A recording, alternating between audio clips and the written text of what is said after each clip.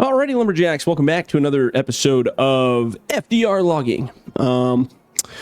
Last time we were playing, actually it's funny, I recorded an episode in between.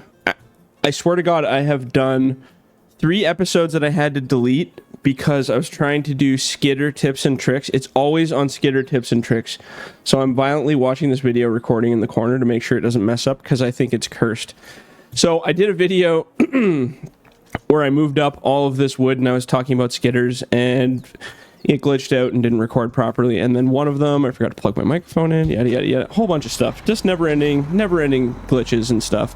So this video, we are going to do a little, we only have a tiny bit of stuff left to skid. So I was going to give you guys some skidder tips and tricks. So basically, what I explained in those videos, I'm going to fly up in the air here. So when you're skidding, you have these little groupings which are called bunches, right? Each little bunch that you created with the feller buncher needs to be brought into one section.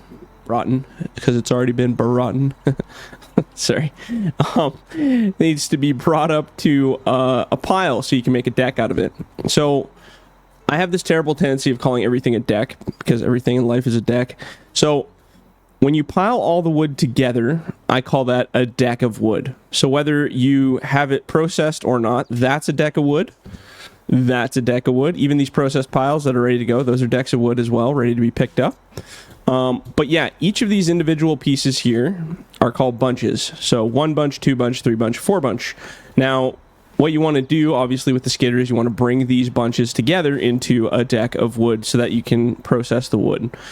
So that's what we're going to do. And I was showing some techniques and stuff and some other tips and tricks.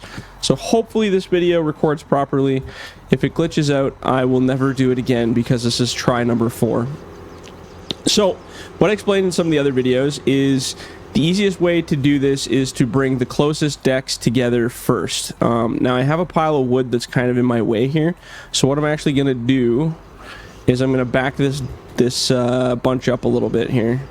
So this is not something I normally do, and I don't know how real life would work so much. Again, I'm not a skidder operator, so I don't know if this would work in real life super well, but we're going to do it. So what I'm going to do is I'm going to grab this bunch of wood here, lock it up. Make sure you hit L, locking straps. Very important. A lot of people don't know that. When you hit L, there's this little orange, see that little orange band that's really hard to see? That little orange band locks the load. So if you, let's zoom in here. So you can see that little orange strap in the bottom left corner. If I hit L, it goes away. If I hit L, it locks it. Very important you do that when you're skidding. It stops the logs from sliding around. So what I'm going to do is I'm actually going to back up really slowly and see how this goes. And see if I can butt this up to this pile here. I don't think this would work super well in real life, but maybe you could try. So I'm going to back that up there. I always switch to this camera view when I'm backing up with a skidder. It makes it easier for me to line up the logs for my grabs and such. And again, what I like to do is I push the piles together. So I'll go alongside them. I drop that front blade down. And we slide right up. And I just kind of punch them together a little bit just so they're nice and together in a straight line. And I just give them a little kiss, nothing too hardcore. Okay, so we're going to try that again with the other pile. Normally I don't back my skids up. The only reason I'm doing this is because we have a whole bunch of wood that's already piled in front of us here. So I just kind of want to get it away from that pile a little bit. So we're going to do this again, same difference. And we're going to grab these again, L with the locking straps, making sure that's good to go. And I'm just going to kind of back it up and aim here. I don't know how that's going to go, but we're going to try to swing it. That's not terrible. There we go. Drop it in there. And again, make sure your grapple's closed because we learned the techniques. I actually got some comments on that one video talking about the reason for that is you can get popped tire really easy if you leave that open. Because I guess what can happen is probably those tongs can swing into your tire. They might not do it on this, but on some skidders, they can probably slide and then you roll over your own tongs, and because they're sharp, you can put a hole in your tire. So that's good. I was glad to hear that. Love the feedback, love the comments. Okay, so I'm gonna slide this ahead. And again, you want the blade just kind of like just skirting the ground. So you don't want to like push it all the way down so you're lifting yourself up, because then you'll lose your ability to turn. So you want to bring it down so it's just touching the ground just a little bit, and then you'll catch all the trees when you're pushing them together, kind of like so.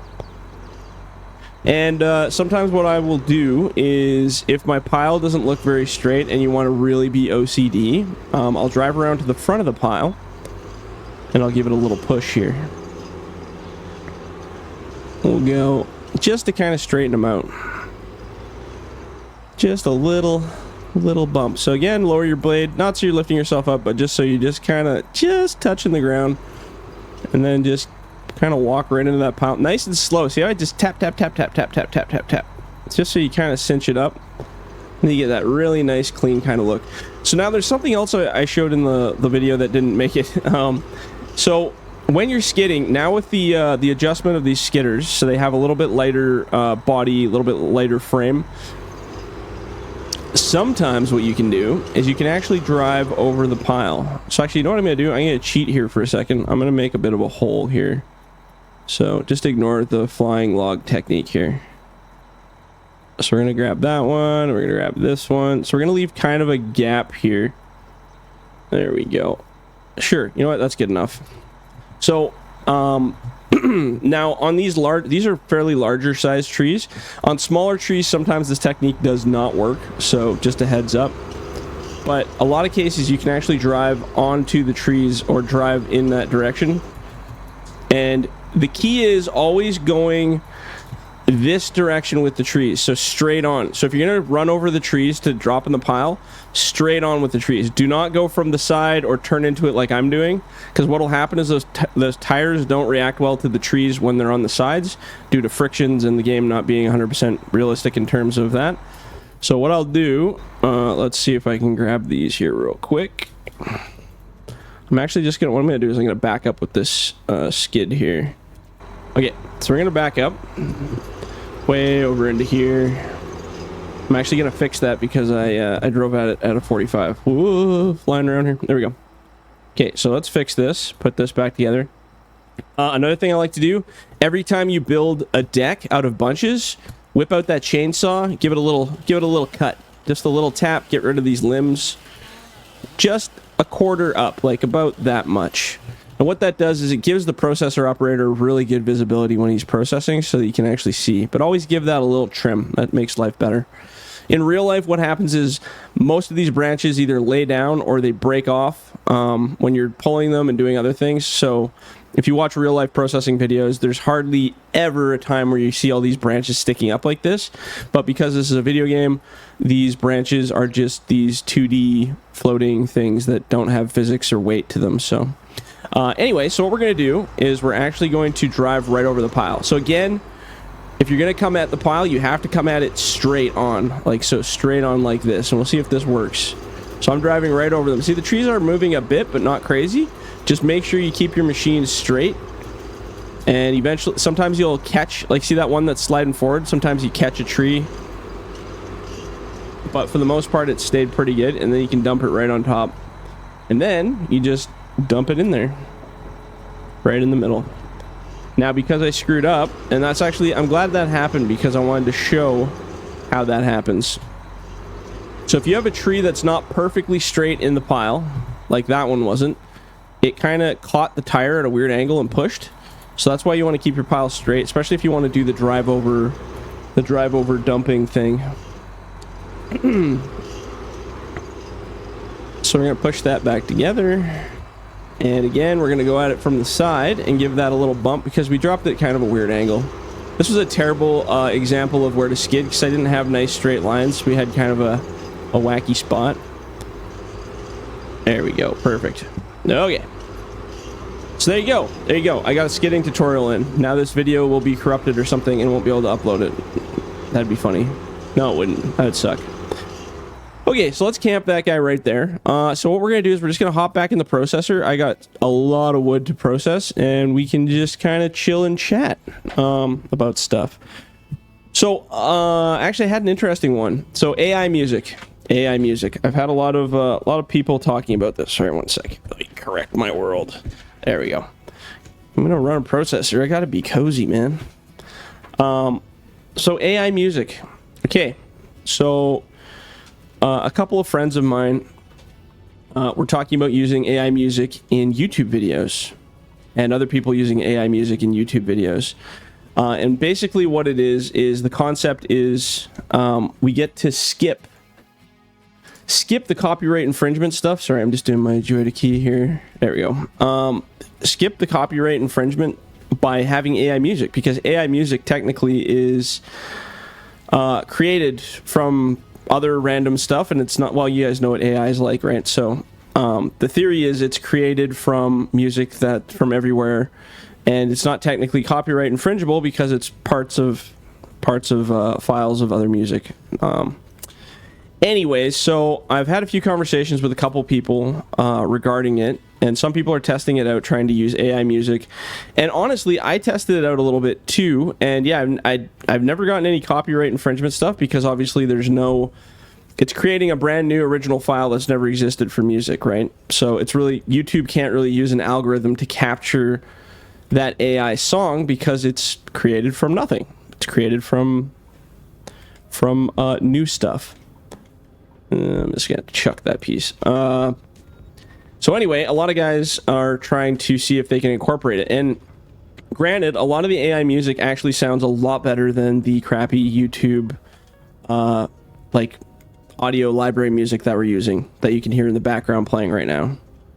And again, no offense to the artists that make the music, because it's not all terrible. It's just because there's not a large selection, you just hear it everywhere. So I'm kind of hoping YouTube gets their butt together to create some better music, or maybe YouTube could get into the AI game. So anyway, here's an interesting tidbit of information about AI music. So there are hundreds and hundreds of sites right now using YouTube or AI algorithms to create music for your videos or for your own thing. Basically, all you do, it's very similar to Chat GPT. So you go into these sites and they say, oh, you can pay a subscription fee, or it's free for a few songs, blah, blah, blah, blah, blah. And what you do is you type in a chat prompt, just like Chat GPT, of what kind of music you want to say. So if you said like country song, heavy rock, Garth Brooks, oh, there's a little piece there, whatever, like you can type in a whole queue of stuff. Actually, I'm just gonna leave this piece. I might load that in there later. We'll see. But you can type in a whole bunch of stuff and basically create a AI song. And some of it's actually really good. Some of it sounds really, really good. Like, I made a couple country songs that could be like top 10 in the US, I bet. They sounded really, really good. So to me, I'm always looking at the like, okay, where's the catch, right? So everyone says, well, the catch is if you wanna license them or use the songs, you just got to pay that subscription fee to the person, and then they're yours forever. So I went, and actually another guy brought it up, so I won't take full credit for that, but another guy brought it up. He said, well, if you go read the fine print about the ownership on AI music, it's very interesting. I said, oh, okay. So basically, from what he's gathered and some of the fine print that I saw, what we're seeing is if you go to one of those AI generation music sites and create a whole bunch of songs, they license it to you. It was made with their software, their engineering, their whatever, right? And they license it to you by your subscription fee, whatever, right? But nowhere have I seen, do they sell you the song and the rights to that song as yours for permanence? Like, it's not yours. So anyway, my buddy did some legal digging on those, and I mean, you can put on your tinfoil hats a little bit for some conspiracy stuff, but so what basically the legal section says on most of those sites is they own that music that you create basically forever. It's theirs. It's their permanent music, and they're commercializing the lease to you to use it. So that being said, if they have full ownership of it, right now on YouTube, let's say I really liked a Five Finger Death Punch song and I really wanted to use it for one of my videos. So I go and I upload it and I don't ask for permission. What happens is you get a copyright strike from YouTube. YouTube uses a machine that goes through and it goes, oh, this song belongs to UMG, the band Five Finger Death Punch. So some of the bands will let you use that music, in your videos, but they take all the money for it, so you don't get any of the monetization. Like, none of the money comes from that video goes to you. It goes straight to that company that made that song, right? So that's basically how that system works for copyright. Now with AI, the whole purpose of the AI movement is, oh, well, I can get around that copyright system because there is no one who's uploaded this song. It doesn't exist. But our little conspiracy theory is, in the future, so say you're a YouTuber and you suddenly went and uploaded, 600 or 700 videos using AI music, AI sound, AI whatever, right? So you're like, yeah, I'm making all this money. It's great. Life's great. Look at all this free music I have. Now, at any point, legally, and we think it definitely potentially could happen with some of the stuff out there, those little companies that you paid that $10 subscription fee to get those songs, those AI songs, they could at any point go to YouTube, snap their finger and say, oh, these songs, all these artists and all these songs that were created by our members, we want monetization on those on YouTube because we're losing money. They upload the songs because they always have a copy of those songs, and now every single video that you have is under their ownership financially, basically, from those songs. It's a very, very strong possibility, and I've seen it happen before with some old videos that I had. I had tons of videos from FS17 and FS19 that used copyright-free music, or so it said it was copyright-free music. Yep, free to use on YouTube all you want, la la la la la la. I said, sweet. So I had a couple intro videos, a couple other things where I had these songs that were from these free music things. Fast forward to last year, so we're talking like, what's that, like almost 4 years later? I'm now getting copyright strikes on all these random videos that I forgot even existed from like Farming Simulator 2017, saying, oh, you're using a song that is now copyright infringible because the owner of that song has now changed the definition, and they want their money because they realize they're missing out. So I have experienced that part firsthand. So I think anybody using AI music should be really careful with their content creation, because there's a strong possibility these companies are just mass infesting the market with all of this AI music to turn around in a couple years and go, actually, those songs all belong to us and we want our monetization from those songs. And that would suck, because then you'd either have to redo your videos, redo your audio, redo your whatever. So that's why when I say to people, oh, why do you use the stupid YouTube audio library? It's because it's protected by YouTube. It's owned by YouTube, and I don't have to fight with it. Same with Facebook. Facebook has an audio library very similar to YouTube. So I never use music on YouTube for my Facebook videos. I never use Facebook music on my YouTube videos because they're separate entities. And in content creation. So anyway, it's a very interesting concept, and again, a little conspiracy theorist, but I find it too odd. Like, imagine you created an AI song and it became like, and it was really good, and it became like a top hit, and you were making millions of dollars off of this song for whatever reason, leasing it, renting it, selling it, whatever, right? Now, if all of a sudden that song that you created was on a platform by one of these little random companies, do you not think that eventually they'd want to get a piece of that pie? I know people and humans way too well. Everybody wants their piece of the pie. Yeah, it's definitely very interesting. So yeah, I always tell people, if you're going to use AI music or AI content in any format where you're trying to use it as your business, monetization, whatever, just be very, very, very cautious, because I think some stuff's coming with that. Again, this is just a prediction, but it just seems like a perfect little kind of trap to set up artists and then make them either pay higher subscription fees or to make money off their monetization. I don't know. I hope I'm wrong, because I know there's a lot of people that use those AI songs, but I just don't have a crazy amount of faith, I guess, in that. So, yeah, anyway, interesting. AI music. What a wild concept. It's like I've told some people, I went to school for audio engineering, acoustical engineering, where you do mixing, music, mastering, live sound, all that kind of stuff. So I have a really amped background in music in general and the music industry. I've worked with a lot of really cool people and done lots of live sound events and mixing and mastering, working in studios, doing all kinds of neat stuff.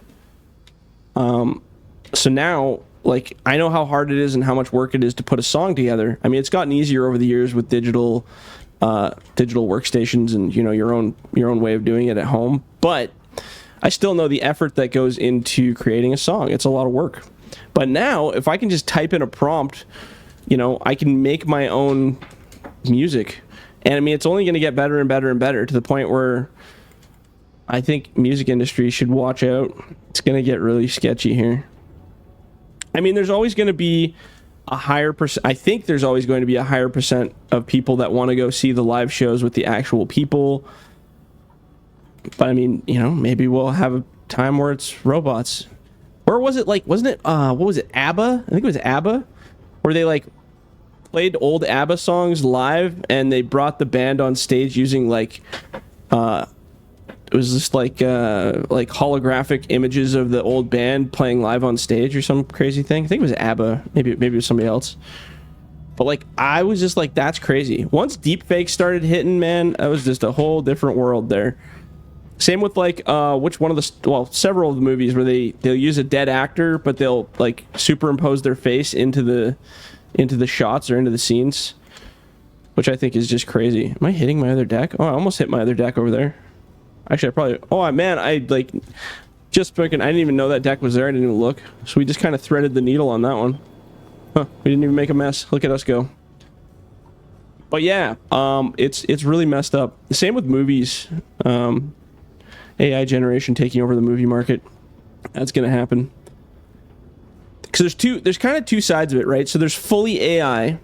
like full AI, like we're talking like a movie produced entirely from AI, no actors, no nothing. And then there's like the hint of AI where they kind of superimpose characters and like, okay, I'm sure people have had this discussion before, but you want to get into some deep, crazy stuff. I've had this conversation with a couple friends of mine, and I'm just like, can you imagine the day like where actors basically...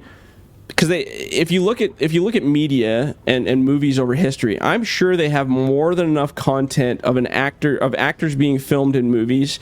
Like, let's take, for example, Robin Williams. I'm a huge Robin Williams fan. I love his work, and, you know, rest in peace, buddy. But what I think in future, what they could do, and it's really messed up, and it's kind of some next Blade Runner generation kind of stuff, but. They're talking... I've read a couple articles about deep faking full actors' actions based on having enough content to basically create it. So if I had 60, 70, 80 Robin Williams movies, I could potentially create an AI that mimics him absolutely perfectly in both action and voice and looks and everything.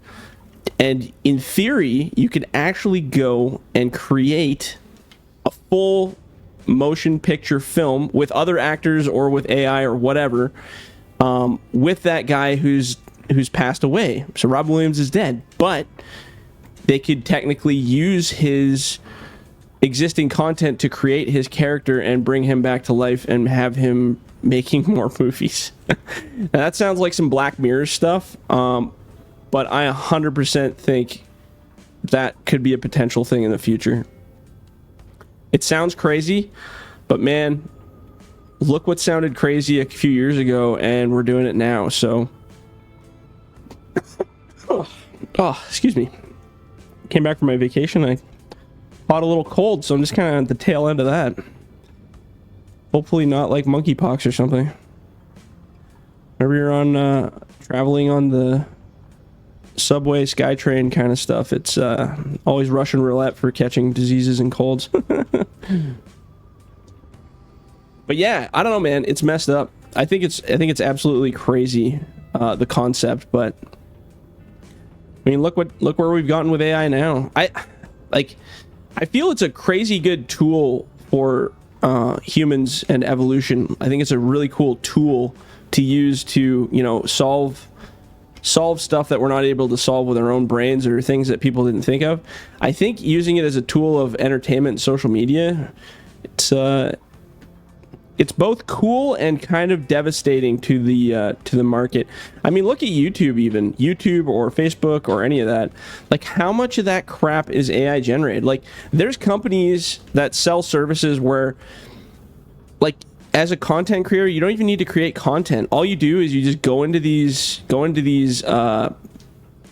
like these generators and say, make a video about polar bear documentary, talking about the blah blah blah blah blah, and then you can upload that, and it's got an AI voice talking like it's a documentary about polar bears, and you did nothing but type in a prompt. That's it. And you can upload that as your original content and put it on YouTube and make money off of it. And there's so many groups on YouTube and everywhere, Instagram, Facebook, wherever, that have fully integrated AI like content creation. Their entire platform, their entire entertainment that they make is all AI based. There's not even a lick of original content in them, which is just nuts. And unfortunately, it's starting to kind of flood the market. Same with Facebook. Like, you go on Facebook and you look at, like, I used to follow pages like truck pages and like cool locations, like, you know, beautiful photography, blah blah blah, that kind of stuff. And now it is so chock full of just BS AI pictures that it's just like, it's like spam now. Same with ads for like mobile games that are all basically just created, they're just basically freaking all AI generated CG, AI generated images. It just, I don't know, I hate it.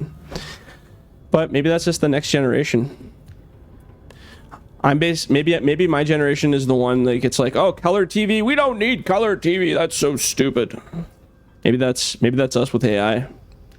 AI is so dumb, but the next generation might be like, oh, AI is life. Those old people that hate AI, those are idiots. I don't know, man. World's changing. Is this how old people feel? Maybe I'm getting too old now. Where you just see the world changing around you, like, in a way that you may not like, but that's the way it is, so suck it up. I don't know. I'm pro AI in some ways and not in other ways. I like technology. I'm a huge technology person. I love robots. I love electronics. I love automated stuff. I'm a huge fan of technology in general and technological advances. But at some point, we got to find the line before Idiocracy kicks in. If you've never seen the movie Idiocracy, go watch it. It's freakishly accurate to a lot of stuff. We're not quite that extreme as the movie, but I wouldn't say we're too crazy far off. And I think if we hit a couple missed evolutionary steps here, I think we're pretty much on par, which is a scary concept. Very scary concept. I'm going to finish this pile, so this video might run a little longer than normal. And then we're going to have a crazy loading video. Actually, it'll be more than just one. I imagine we're going to have to do a few loading videos. That's good, because then I can get some content for my shorts videos. So I can chop the loading parts out of these videos. I don't really do that with the processing parts, because nobody really wants to see processing. It's pretty boring. I think I've said that before. I find processing to be quite fascinating to watch, but some people don't really like it. I want to get that one piece. Come here. Come here, piece. I don't know if I can get that one.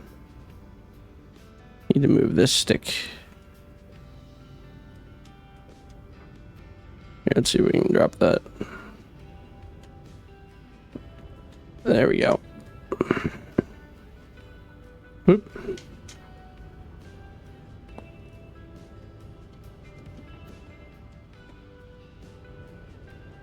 Well, that didn't go where I wanted it. Holy. My depth perception is just completely out to lunch right now. There we go. Boop. Oh, we dumped that one in the wrong spot. It's going to be an even longer video because I can't seem to keep my pile straight here. Oh my gosh. You know what? That's fine. That's why we have a loader. We'll fix that. So yeah, I don't know. What do you guys think about AI? What do you guys think? Drop some stuff in the comments. I love the comments. And because these videos, like I said, are recorded a bit ahead of time, like by the time this video comes out, I think like the second episode has come out now. So I'm like way ahead of myself. So if you think I'm not missing comments, I am reading them and I'm making lists of things to talk about in upcoming episodes. So if you put a comment in episode 1, you might not hear it for like a month, but it will come up. Unless it's a stupid, ridiculous question that has nothing to do with anything. In which case, I'll directly address that. But yeah, no, it's been fun. It's kind of nice to do these little commentary guys again. The series has been, I'd say, more successful than my other ones. I remember somebody asked what happened to logging from scratch. I remember that was a question. I should probably address that too. So logging from scratch was a series that I did in pretty much, I think, all the games. 17, 19, 20, 22, I think I did it. Started it anyway. So logging from scratch was one where I kind of like did some role play kind of stuff where I created contracts and kind of created my own little world. The reason I gave it up was, I mean, it was fun when I did it. I enjoyed it. It's just because this market of logging is such a niche kind of category, I kind of ran out of stuff to do. And then every game, it felt like I was just kind of repeating what I did in the last game. So I always tell people, if you really want the full logging from scratch experience, go back to like FS19 and watch it there and just start and watch that. Because I mean, it was entertaining. I just don't want to do it all over again. And I'm kind of like, it's really easy to run out of ideas. And, you know, I think instead of being like, you know, The Walking Dead, where you just keep it going forever to the point where you beat it to death and you lose all your fans, I'd rather just make a good series and just let it be a great series for what it was and leave it alone. If you guys want to watch it, go watch it. But this one, I like this series better. This is more realistic to me. I'm not role-playing. I'm not making stuff up. You know, we're talking about actual real things that are going on in the world. And not too controversial, so we can't get banned this time, hopefully. I'm hoping. We're talking about AI stuff, so if we get banned for AI stuff, then you'll know my conspiracy theory was right! And they're coming for us. They're coming after all of us. Okay, we did it. We processed all that wood. That was quite a bit. So we got those piles all licked up. So now we have nothing but unlimited logs to load. And one other thing I can do is I can take this loader and I can actually bring these decks a little closer together if I want. Oh, I missed one pile. There's still one left. Well, we'll see what happens with that one. We'll probably do loading and then we're going to switch to another map. So, all right, guys. Well, thanks for watching and we will catch you in the next one. See ya.